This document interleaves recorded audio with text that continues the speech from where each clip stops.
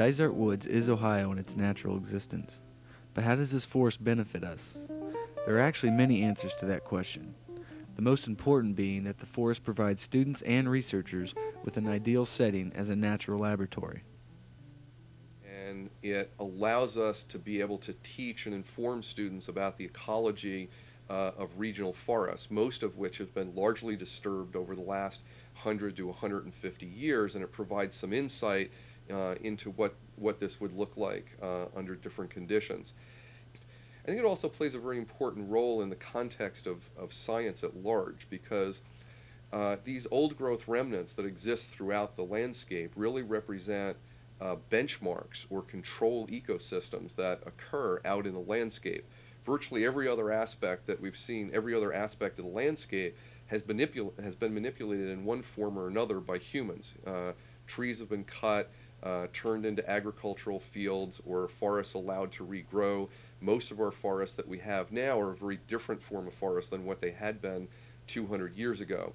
This allows us to study this particular forest and others similar to it around the state, allow us to understand ecologically how things are changing in our environment all around us, and we can compare that to these old growth forests. Essentially, they serve as controls in a very large landscape level experiment that we're doing in the rest of the state.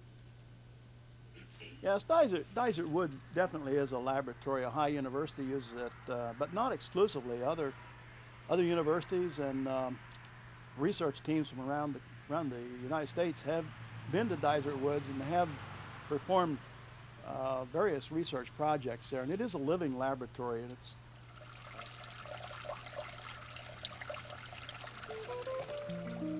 From forestry to microbiology, Dysart Woods is Ohio's ultimate setting for studying the natural environment. There are many reasons why we should preserve this forest.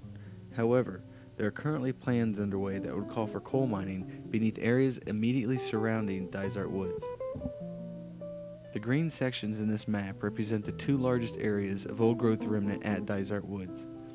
The purple lines show the edge of the mining permit area proposed by the Ohio Valley Coal Company. Under this plan, there will be mining very close to the southernmost section of ancient forest. There are several problems that can result from mining this close to these sensitive areas. This here is a perched aquifer. This is where water comes out of the earth like a spring. And in the earth here is a clay-lined bowl where there's water that's being submerged in the earth.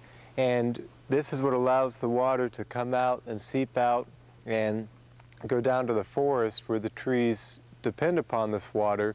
But if mining occurs, this water would be sucked down to the level of mining, which is about 450 feet below here, and far below the level where these tree roots can use the water. This can change or affect the flow of water downslope. This will have a major impact on both of the best stands of old growth at Dysart Woods, as they generally tend to be relatively low slope types of environments, and water draining down the hill there could be potentially interrupted. Those droughty conditions that could arise from that could have a major impact, particularly on the understory flora in those areas.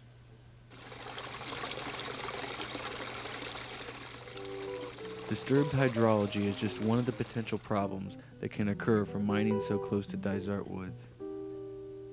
Some people question if Dysart Woods could still accurately be considered a virgin forest under conditions that could affect the natural dynamics of the forest. It's questionable whether it could be still considered a quote-unquote virgin forest or not. The purist would probably argue that it wouldn't be, in as much as that there has been some influence on that forest, even though it's deep underground, that has changed the nature of the forest. This is going to be particularly important if that underground change translates up to surface layers, and that if we do have toppling of trees, and if we do change surface hydrology patterns, then one would very clearly have to argue that it's no longer virgin. If Dysart Woods is altered in this way, it will lose its true usefulness as a laboratory for students and researchers. With so little ancient forest left in Ohio, it would only seem to make sense that we should preserve this forest. I think any remnant of old growth forest that we've got left in this country should be preserved to the best of our ability. We have a very large part of our landscape in some sort of management or production to use for a variety of human needs in our society, and that's probably as it should be. Once a virgin forest is lost, it's essentially virgin no more, and never will be in the future, because there has been some alteration or some manipulation by man. And the small fraction of the land base that these forests represent are really inconsequential as it relates to most economic concerns. It is unfortunate that mining a non-renewable resource like coal may be more important in Ohio than the preservation of one of its last strains of virgin forest. The use of coal in our future has its limitations. Eventually it will run out. However, we have the potential to preserve Dysart woods. Its value can be extended for generations.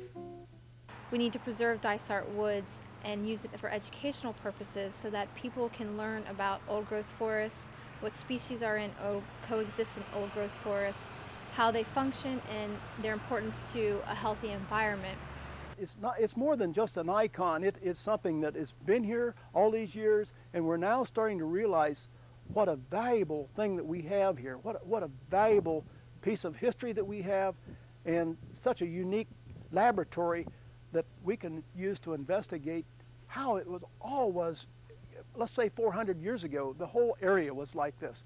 Now only very small remnants of it exist.